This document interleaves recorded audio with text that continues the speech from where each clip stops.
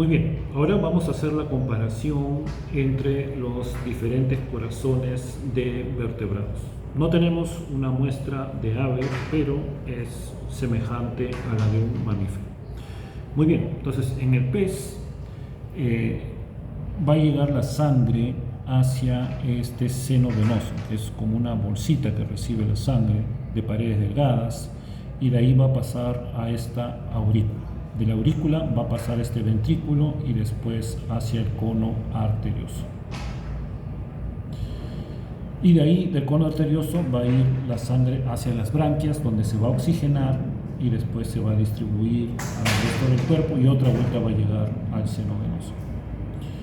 Muy bien, en los anfibios ya vamos a ver dos aurículas y un ventrículo. Esta es una disección de un anfibio, acá podemos ver sus pulmones. Y en los anfibios el ventrículo no está dividido. Entonces la sangre que va a llegar de los pulmones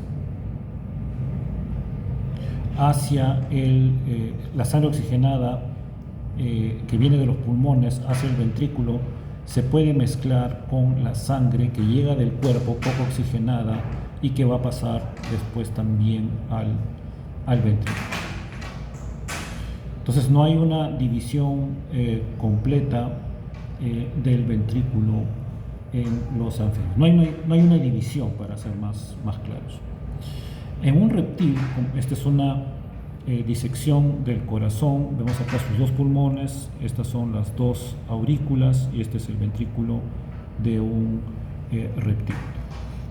En un reptil vamos a ver ya una separación, aunque incompleta, pero una separación del ventrículo.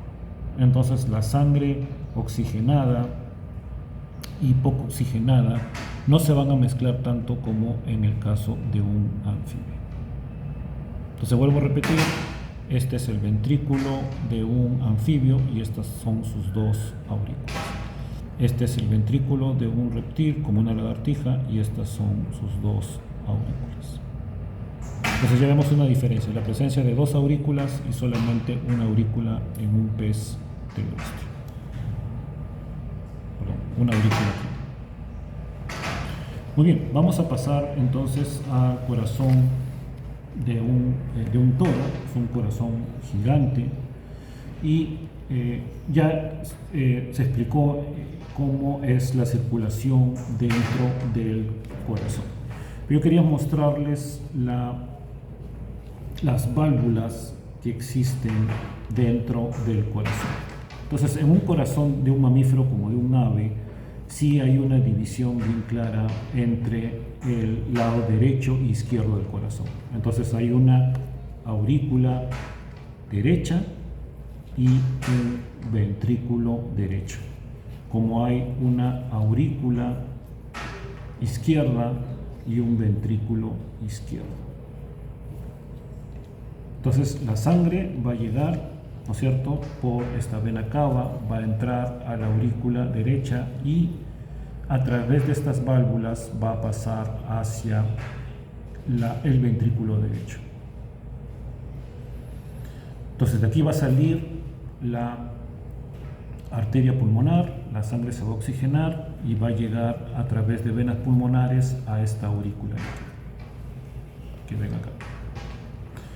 Entonces a través de estas válvulas va a pasar la sangre hacia el ventrículo izquierdo.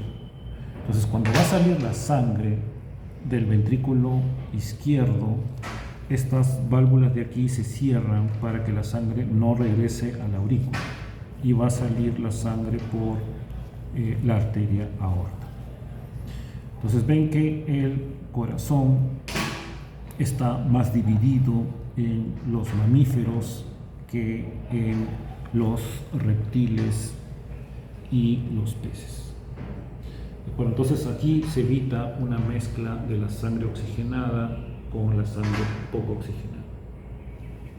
Y esa sería la comparación entre los diferentes corazones de vertebrados.